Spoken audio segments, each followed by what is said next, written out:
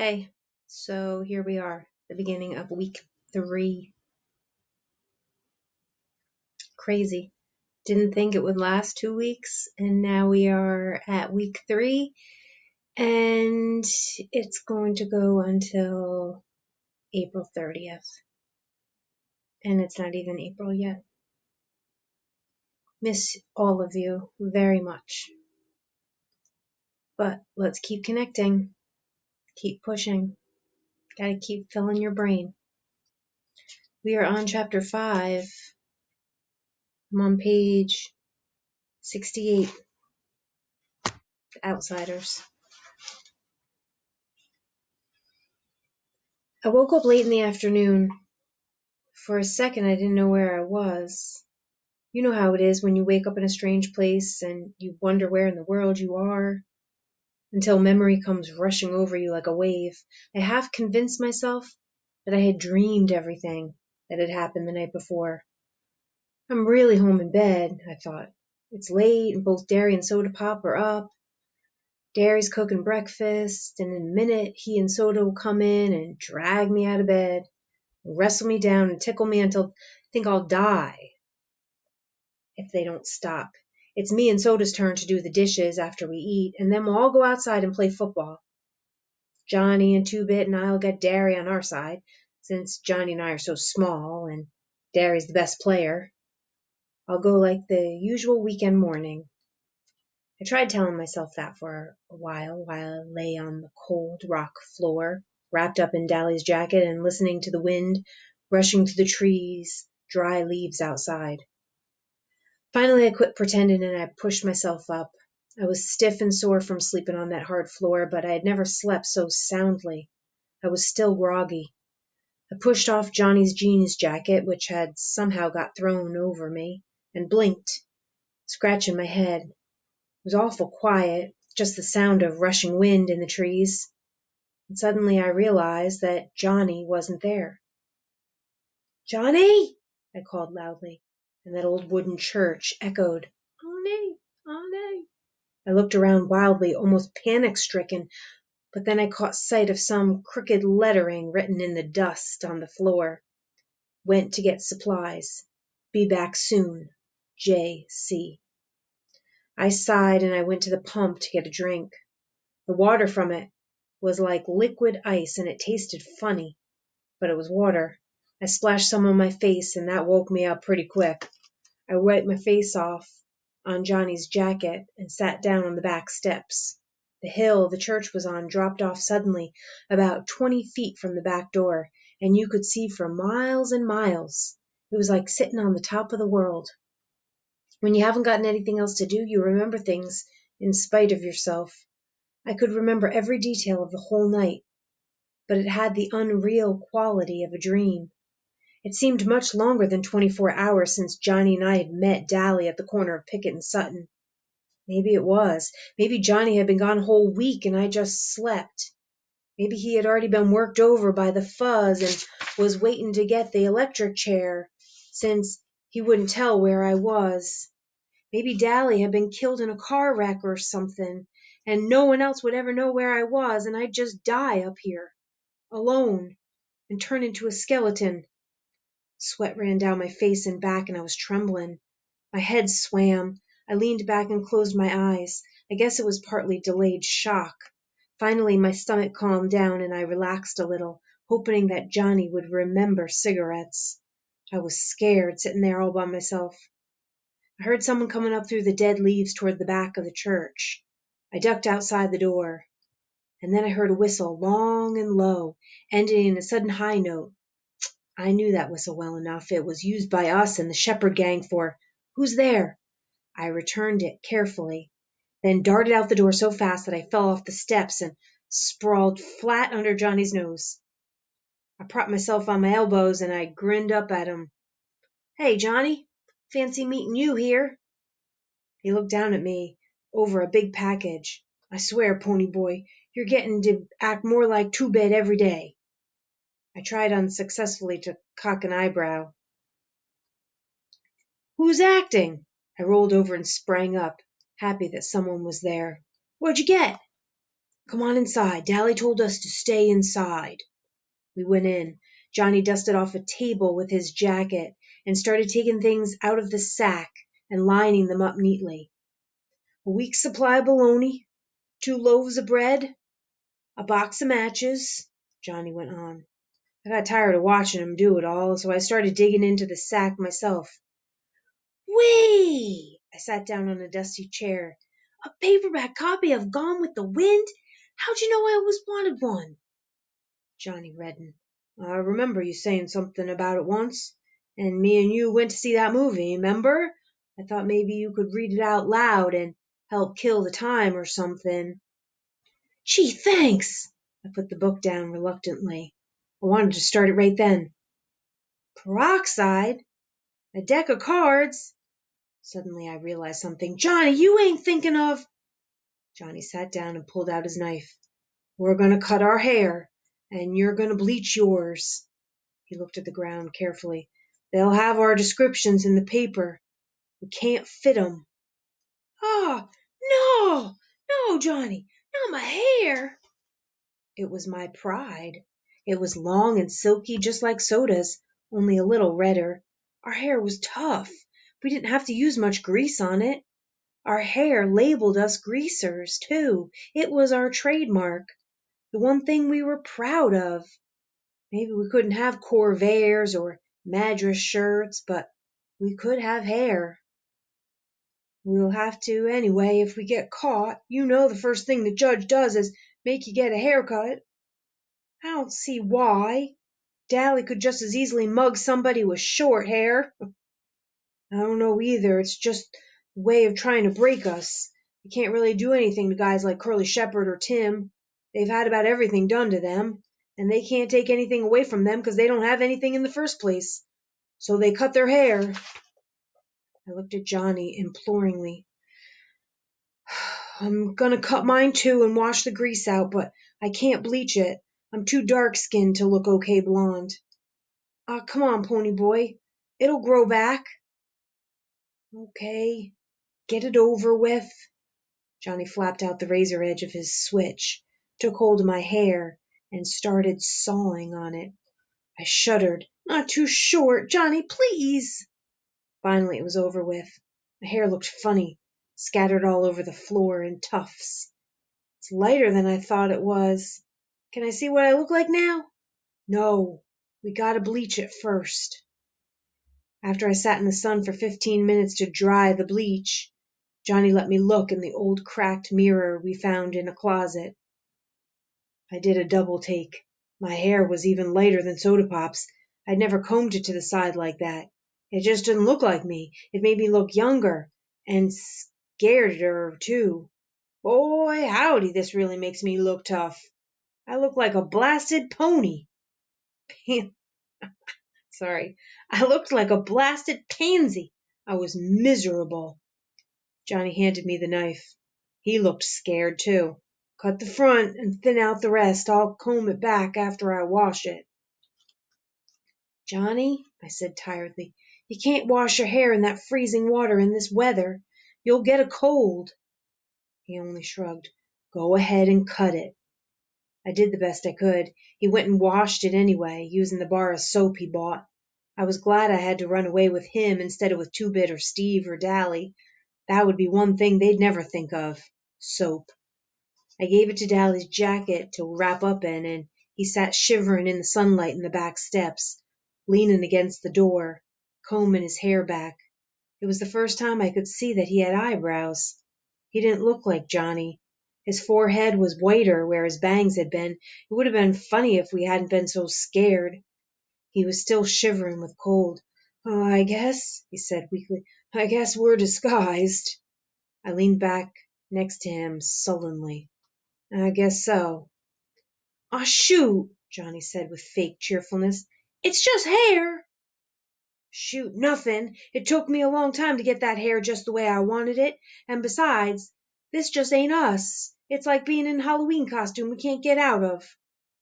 "Well, we gotta get used to it," Johnny said with finality. "We're in big trouble, and it's our looks or us."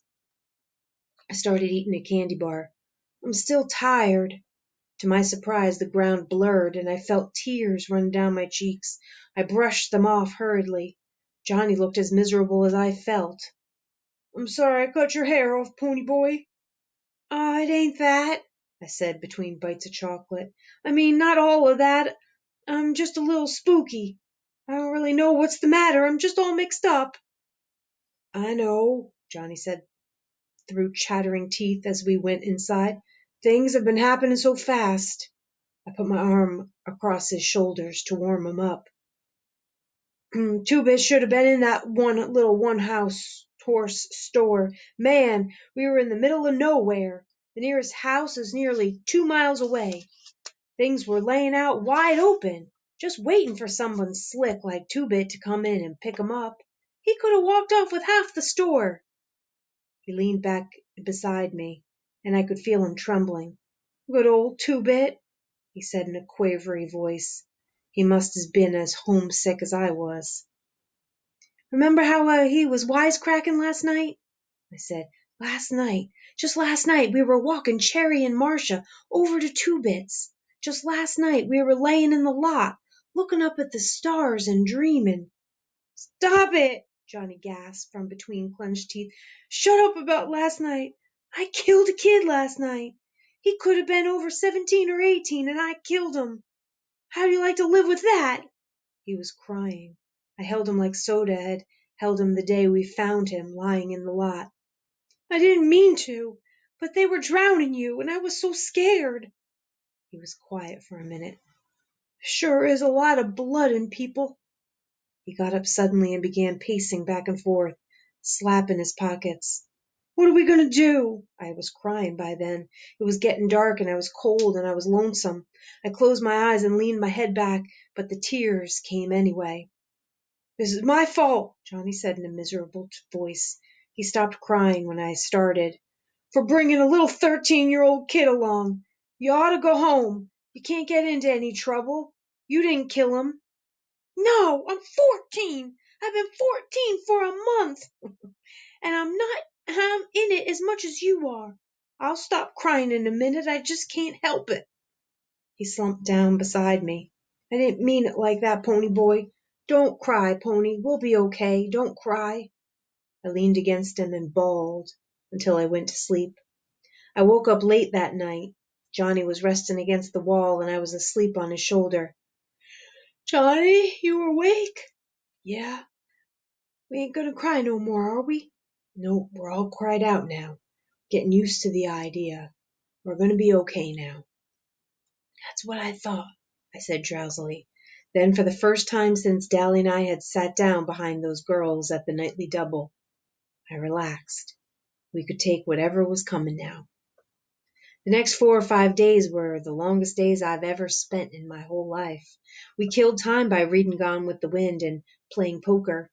Johnny sure did like that book, although he didn't know anything about the Civil War and even less about plantations, and I had to explain a lot of it to him. It amazed me how Johnny could get more meaning out of some of the stuff in there than I could. I was supposed to be the deep one. Johnny had failed a year in school and never made good grades. He couldn't grasp anything that was shoved at him too fast. And I guess his teachers thought he was just plain dumb. But he wasn't. He just was a little slow to get things, and he liked to explore things once he did get them. He was especially stuck on the Southern gentlemen, impressed with their manners and charm. "I bet they were cool old guys," he said, his eyes glowing. And after I read that part about them riding into sure death because they were gallant, they remind me of Dally. "Dally? Shoot, he ain't got any more manners than I do. You saw how he treated those girls the other night. Soda's more like them Southern boys." "Yeah, in the manners bit, and in the charm, too, I guess. But one night I saw Dally getting picked up by the fuzz, and he kept real cool and calm the whole time. They was getting him for breaking out of windows in the school building, and it was Two-Bit who did that, and Dally knew it, but he just took the sentence without batting an eye or even denying it. That's gallant." It was the first time I realized the extent of Johnny's hero worship for Dally Winston. Of all of us, Dally was the one I liked the least. He didn't have Soda's understanding, or Dash, Two-Bit's humor, or even Derry's Superman qualities. But I realized that these three appealed to me because they were like the heroes in the novels I read. Dally was real. I liked my books and clouds and sunsets. Dally was so real, he scared me. Johnny and I never went to the front of the church. You could see the front from the road, and sometimes farm kids rode their horses by on their way to the store. So we stayed in the very back, usually sitting on the steps and looking across the valley. We could see for miles, see the ribbon of highway and the small dots that were houses and cars. We couldn't watch the sunset since the back faced east, but I loved to look at the colors of the fields and the soft shadings of the horizon. One morning I woke up earlier than usual. Johnny and I slept huddled together for warmth. Dally had been right when he said it would get cold where we were going. Being careful not to wake Johnny up, I went to sit on the steps and smoke a cigarette. The dawn was coming then. All the lower valley was covered with mist, and sometimes little pieces of it broke off and floated away in small clouds. The sky was lighter in the east, and the horizon was a thin golden line.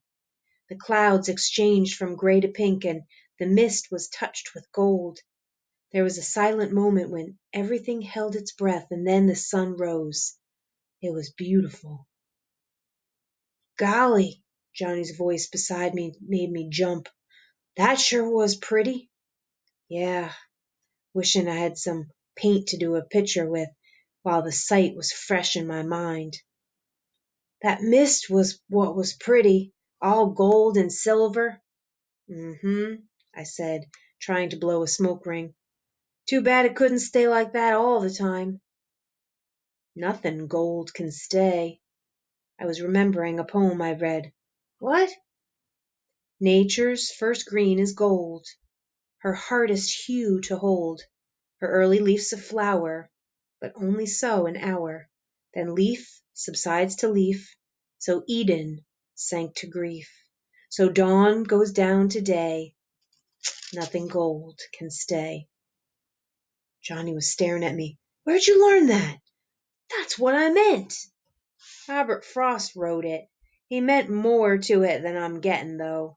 I was trying to find the meaning the poet had in mind, but it eluded me. I always remembered it because I never quite got what he meant by it. You know, I never noticed colors and clouds and stuff until you keep reminding me about them. It seems like they were never there before. He thought for a minute. Your family sure is funny. And what happens to be so funny about it? I asked. I didn't mean nothing. I mean, well, Soda kind of looks like your mother did, but he just acts like your dad, and Darry is the spitting image of your father, but he ain't wild and laughing all the time like he was. He acts like your mother, and you don't act like either one of 'em. I know. Well, you ain't like any of the gang. I mean, I couldn't tell Two-Bit or Steve or even Darry about the sunrise and clouds and stuff. I couldn't even remember that poem around them. I mean, they just don't dig, like you and Soda Pop. Maybe Cherry Valance. Johnny shrugged. Yeah, I guess we're different. Shoot, blowing a perfect smoke ring. Maybe they are. By the fifth day I was so tired of bologna I nearly got sick every time I looked at it. We had eaten all our candy bars in the first 2 days. I was dying for a Pepsi. I'm what you might call a Pepsi addict. I drink them like a fiend, and going for 5 days without one was about to kill me. Johnny promised to get me some if we ran out of supplies and he had to get some more, but that didn't help me right then. I was smoking a lot more than I usually did. I guess it was something to do, although Johnny warned me that I would get sick smoking so much. We were careful with our cigarettes. If that old church ever caught fire, there'd be no stopping it. On the fifth day, I read up to Sherman's siege of Atlanta in Gone with the Wind. Owed Johnny $150 from poker games, smoked 2 packs of Camels, and as Johnny had predicted, got sick. I hadn't eaten anything all day, and smoking on an empty stomach doesn't make you feel real great. I curled up in a corner to sleep off the smoke. I was just about asleep when I heard, as if from a great distance, a long, low whistle that went off in a sudden high note. I was too sleepy to pay any attention, although Johnny didn't have any reason to be whistling like that. He was sitting on the back steps trying to read Gone with the Wind. I'd almost decided that I had dreamed the outside world and there was nothing real but bologna sandwiches and the Civil War and the old church and the mist in the valley. He seemed to me like I'd always lived in that church, or maybe lived during the Civil War and somehow got transplanted. That shows you what wild imagination I have. A toe nudged me in the ribs. "Glory," said a rough but familiar voice. "He looks different with his hair like that." I rolled over and sat up, rubbing the sleep out of my eyes. Suddenly I blinked. "Hey, Dally!" "Hey, Pony. Or should I say Sleeping Beauty?" I never thought I'd live to see the day when I would be so glad to see Dally Winston. But right then he meant one thing: contact with the outside world. And it stubbornly became real and vital.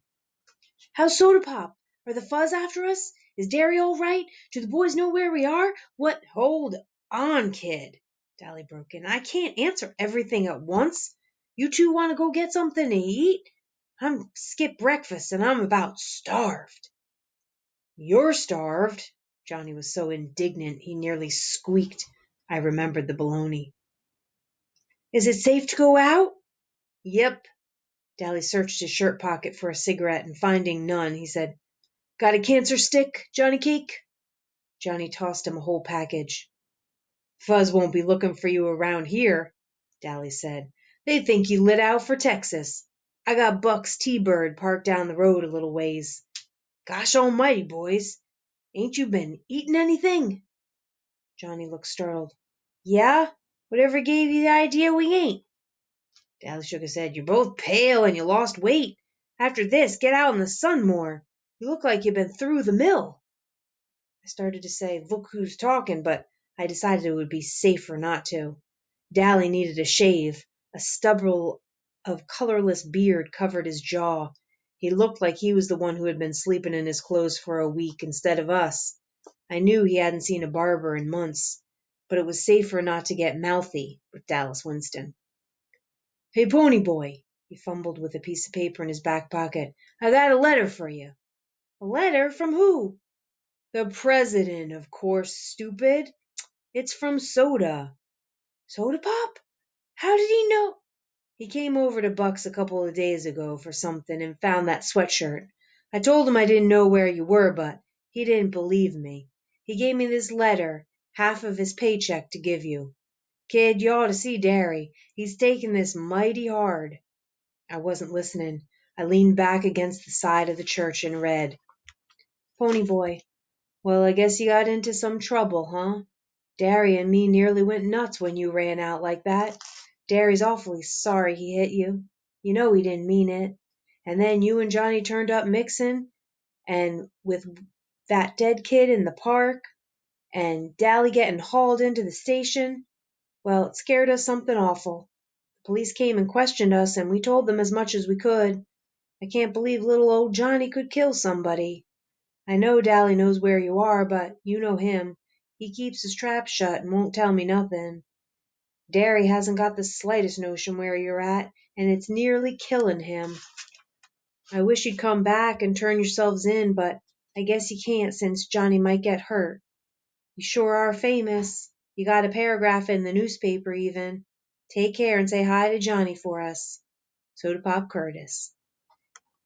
He could improve his spelling, I thought after reading it through 3 or 4 times. "How come you got hauled in?" I asked Dally. "Shoot, kid. Them boys at the station know me by now. I get called in for everything that happens in our turf. While I was there I kind of let it slip that y'all were heading for Texas. So that's where they're thinking of looking." He took a drag on his cigarette, cussed it good-naturedly for not being a cool. Johnny listened in admiration. "You sure can cuss good, Dally." "Ha! Sure can," Dally agreed wholeheartedly, proud of his vocabulary. But don't you kids get picking up in my bad habits. He gave me a hard rub on the head. Kid, I swear it don't look like you with your hair all cut off. It used to look tough. You and Soda had the coolest looking hair in town. I know. I look lousy. Don't rub it in. Y'all want something to eat or not? Johnny and I leaped up. You better believe it. Gee, Johnny said wistfully, sure would be good to get into a car again. Well, I'll give you a ride for your money. Dally always did like to drive fast, as if he didn't care whether he got where he was going or not, and we came down that red dirt road off J Mountain doing 85. I like fast driving, and Johnny was crazy about drag races, but we both got a little green around the gills when Dally took a corner on two wheels with the brakes screaming. Maybe it was 'cause we hadn't been in the car for so long. We stopped at a Dairy Queen, and the first thing I got was a Pepsi. Johnny and I gorged on barbecue sandwiches and banana splits. Glory, Dallas said, amazed, watching us gulp the stuff down. You don't need to make it like every mouthful's your last. I got plenty of money. Take it easy. I don't want you getting sick on me. And I thought I was hungry. Johnny merely ate faster. I didn't slow down until I got a headache. I didn't tell y'all something, Dally said, finishing his third hamburger. The Socias and us, we're having an all-out warfare all over the city. That kid you killed had plenty of friends, and all over town it's Socias against Grease. We can't walk alone at all. I started carrying a heater. Dally, you kill people with heaters. Y'all kill 'em with switchblades too, don't you, kid? Dally said in a hard voice. Johnny gulped. Don't worry, it ain't loaded. I ain't aiming to get picked up for murder, but it sure does help a bluff. Tim Shepard's gang and our outfit are having it out with the Socias tomorrow night at the vacant lot.